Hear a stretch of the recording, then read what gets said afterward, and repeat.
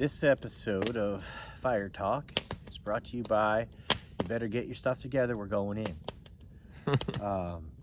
I've noticed for the first time a little bit of panic on the roads. Driving habits have been abandoned for I got to get there before everybody else.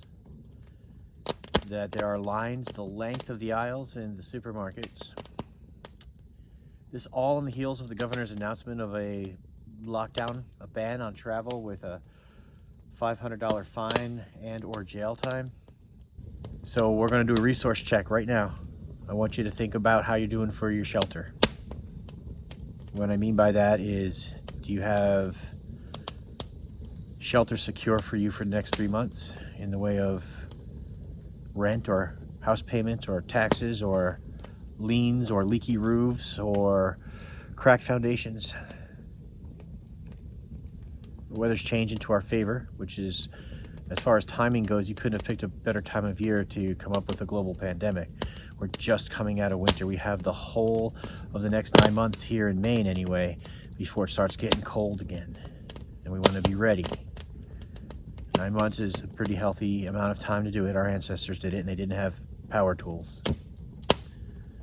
So let's start with your physical body and your well-being. Once you've secured your shelter and you've gone through the list in your head of what could happen if I'm not on it with shelter, and then make a calendar of actionable items and when you should be doing them. And I would, for me personally, put the important ones 3 days back from when I would normally worry about it, so it's taken care of before it has to be an issue.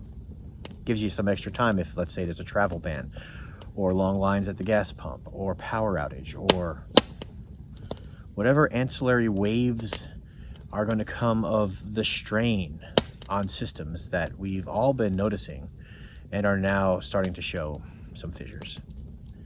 And I'm not looking for it. I'm not hoping for it. I don't want it. But it's the cards we're dealt. And we just got to be aware and assess the situation as it comes and make productive action plans and actionable items to be ready for things you hope never manifest. Don't surrender your sense of gratitude, your ecological ideal. These are things that are going to be challenged every day, and if you lose them, you lose bearing. And if you lose your bearing, you don't know where you're going. You're directionless. Always maintain your bearing, who you are, what you are, and where you are. And to do that, you need sleep. That goes back to shelter, of course, but do you have a comfortable situation with your sleeping arrangements? Have you done laundry ahead enough that every pillowcase, every piece of bedding, every blanket is clean and stored, because you may need them? Again, you may not, but it's cool to have all your laundry done, isn't it? Think 90-minute sleep cycles. You know, they say 8 to whatever hours, but it's really 7.5. They give you that half hour to kind of unwind in bed before you fall to sleep.